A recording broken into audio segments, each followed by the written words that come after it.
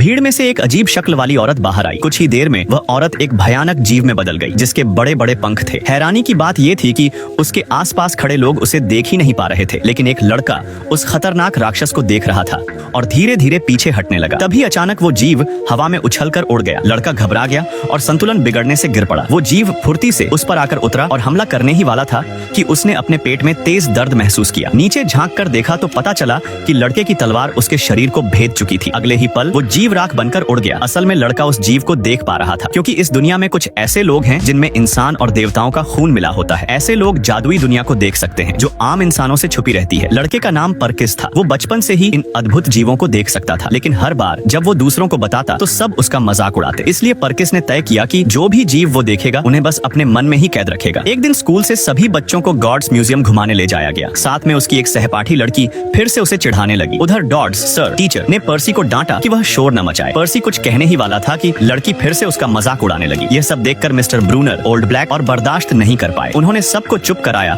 और पर्सी को एक पेन दिया, साथ ही कहा कि इसे संभाल कर रखना। लेकिन लंच के समय फिर वही लड़की पर्की को परेशान करने लगी। इस बार पर्की ने ठान लिया कि अब चुप नहीं रहेगा। वह लड़की को सबक सिखाने ही वाला था कि अचानक एक अदृश्य ताकत ने लड़की को धक्का दे दिया। पर्सी हैरान था और तभी मिस्टर ब्रूनर द्वारा दिया गया पेन जोर से कांपने लगा। फिर अचानक एक अजीब आवाज गूंज उठी और सबके सामने का नजारा बदल गया। डॉड्स सर एक विशालकाय चमगादड़ जैसे राक्षस में बदल गए और पर्सी से पूछने लगे कि चीज कहाँ है। खतरे के उस पल में पर्के का पेन अचानक बदलकर तलवार बन गया और उसने सीधे उस चमगादड़ राक्षस के दिल में भोंक दिया। पर्के ने जान बचा ली, लेकिन बाद में जब उसने मिस्टर ब्रूनर को ये सब बताया तो उन्होंने कहा पर्सी यहाँ कभी कोई डॉड्स सर थे ही नहीं। दिन में धक्का देने की घटना के कारण पर्सी से स्कूल बोर्ड ने सवाल जवाब किया। पर्की ने बार बार कहा कि उसने कुछ नहीं किया, लेकिन उसका सबसे अच्छा दोस्त ग्रोवर ही उसके खिलाफ गवाही देने लगा। बात ज्यादा बढ़ गई और स्कूल ने पर्क्सी को निकाल दिया। घर लौटने पर उदास पर्क्सी को उसकी माँ ने उसकी असली पहचान बताई। असल में पर्क्सी आधा इंसान और आधा देवता था। ऐसे बच्चों को डेमीगॉड कहा जाता है। उनका इंसानों के बीच रहना खतरनाक होता है, क्योंकि उम्र बढ़ने के साथ साथ राक्षस उन्हें ढूंढने लगते हैं। पर्सी ये सुनकर हैरान रह गया। उसे तो हमेशा लगता था कि जो जीव वो देखता है ये बस उसकी दिमागी गड़बड़ी है। उसी समय अचानक ग्रोवर वहाँ आ गया। पर्सी दंग रह गया जब उसने देखा कि ग्रोवर की टांगें बकरी जैसी थीं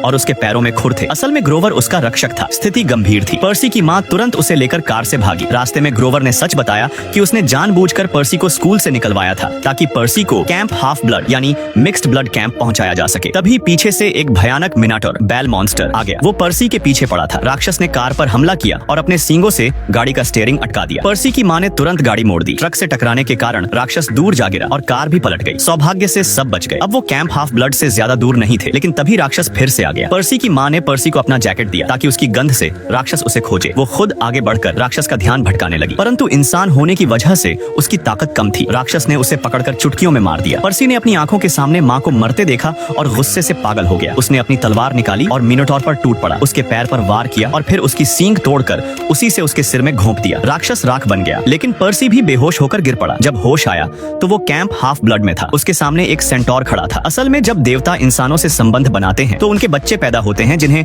डेमियोगॉड कहा जाता है। बड़े होने पर उन्हें इस गुप्त घाटी में लाया जाता है जिसे आम इंसान नहीं देख सकते। यहाँ वे सुरक्षित रहते हैं और राक्षस अंदर नहीं आ सकते। पर्सी को भी उसके रक्षक ग्रोवर यहाँ लेकर आया था। थोड़ी देर बाद मिस्टर बर्नर, असल में च्यूरियन सेंटर, उसके सामने आए और उसे कैंप हाफ ब्लड की असली दुनिया दिखाई, जहाँ अलग अलग देवताओं के बनाए 12 कैबिन थे। ओलंपियन 12 गॉड्स में से जो भी बच्चे किसी गॉड द्वारा स्वीकार कर लिए जाते हैं उन्हें उनके नाम वाले घर में रखा जाता है। इसी समय पर्सी ने अचानक एक सवाल पूछा। Manager mister Bruner old black यह सुनकर असमंजस में पड़ गए, क्योंकि पर्सी के गॉड द्वारा उसे क्लेम करने का समय अभी तय नहीं था, इसलिए उसे इंतजार करना पड़ता। पर्सी उदास हो गया कि उसके पास रहने की कोई जगह नहीं है। तभी ओल्ड ब्लैक ने उसे एक विशेष जगह के बारे में बताया, हर्मेस द्वारा बनाए गए कैबिन की। वहाँ उसके 2 बच्चे रहते थे और बाकी वे सब जिनको अब तक किसी गॉड ने क्लेम नहीं किया था। इसलिए पर्सी को अस्थायी तौर पर वहीं रखा गया। पर्सी वहाँ सबकी नजर का केंद्र बन गया, क्योंकि पिछली रात उसने अकेले ही मिनाटोर बैल मॉन्स्टर को मार गिराया था। हर्मेस का बेटा लूक आगे बढ़कर उत्साह से पर्सी से मिला। उधर ग्रोवर अकेले ही काउंसिल में रिपोर्ट देने गया। उसने पर्सी को सुरक्षित कैंप तक पहुंचा दिया था, लेकिन काउंसिल में उसे एक चौंकाने वाली बात पता चली। पर्सी की माँ जब मिनोटोर ने पकड़ी थी तो वह राख बन गई थी, लेकिन काउंसिल ने बताया कि जब कोई साधारण मानव मिनोटोर के हाथ मारा जाता है तो उसका शरीर वैसे ही कुचल जाता है। राख में बदलना केवल तभी संभव है जब हेडीज अंडरवर्ल्ड का गॉड बीच में दखल दे। ग्रोवर ने अंदाजा लगाया कि पर्सी की माँ शायद अभी जिंदा है, लेकिन ओल्ड ब्लैक यह सुनकर बिल्कुल भी हैरान नहीं हुए। उन्होंने ग्रोवर को चेतावनी दी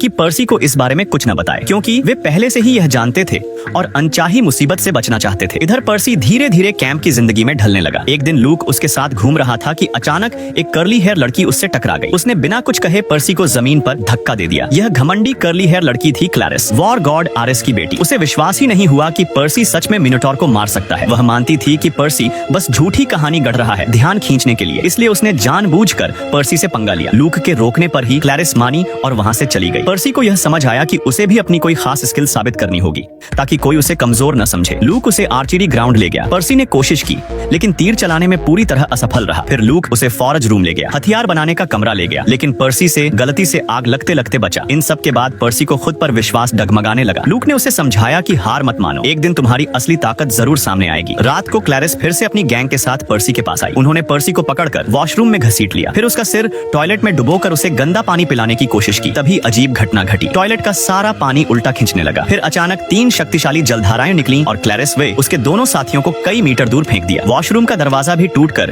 बुरी हालत में आ गया। क्लैरिस और उसकी गैंग ये सब देखकर डर गई और भाग निकली। ये पूरा दृश्य एनाबेथ, हर्मेस की बेटी और लूक की बहन ने अपनी आंखों से देखा। वो पहले से ही पर्सी पर नजर रख रही थी। वह जानना चाहती थी कि पर्किस कैंप के कैप्चर द फ्लैग मुकाबले में उसकी मदद कर सकता है या नहीं। कुछ दिनों बाद कैप्चर द फ्लैग की प्रतियोगिता शुरू हुई। यह रेड टीम और ब्लू टीम में बंटी थी। रेड टीम की अगुवाई क्लैरिस कर रही थी। ब्लू टीम में पर्सी, लुके और एनाबेथ साथ थे। नियम यह था कि जो टीम विरोधी का फ्लैग छीनकर नदी किनारे ले आएगी वही जीतेगी। सभी अपने मैजिकल हथियारों का इस्तेमाल कर सकते थे। पर्सी के पास बस वही तलवार थी जो पेन से बदलती थी। ओल्ड ब्लैक ने इशारा किया और खेल शुरू हुआ। लूक ने अपनी टीम को फ्लैग बचाने भेजा। एनाबेथ पर्सी को साथ लेकर दूसरी दिशा में गई, लेकिन अचानक उसने मैजिक कैप पहनकर खुद को अदृश्य कर लिया और पर्सी को अकेला छोड़ दिया। पर्सी अकेले जंगल में भटक रहा था। तभी क्लैरिस और उसके साथी उस पर टूट पड़े। वो बदला लेना चाहती थी। पर्सी ने बचने की कोशिश की और भागकर नदी किनारे आ गया। क्लैरिस ने उसे घेर लिया। तभी अद्भुत हुआ, जैसे ही पर्सी पानी के पास खड़ा हुआ उसके भीतर से अजीब सी ताकत उमड़ने लगी। उसकी शक्ति अचानक कई गुना बढ़ गई। उसने क्लैरिस को हरा दिया और उसका भाला भी तोड़ दिया। उसी वक्त जीत का सिग्नल बजा। ब्लू टीम ने फ्लैग छीनकर जीत हासिल कर ली थी। एनाबेथ प्रकट हुई और बताया कि यह सब उसकी योजना थी। उसने पर्सी को लालच देकर क्लैरिस को फंसाया ताकि रेड टीम कमजोर हो जाए। लेकिन पर्सी तो और भी चौंकाने वाली बात देखने वाला था। उसके शरीर पर कई चोटें थीं। एनाबेथ ने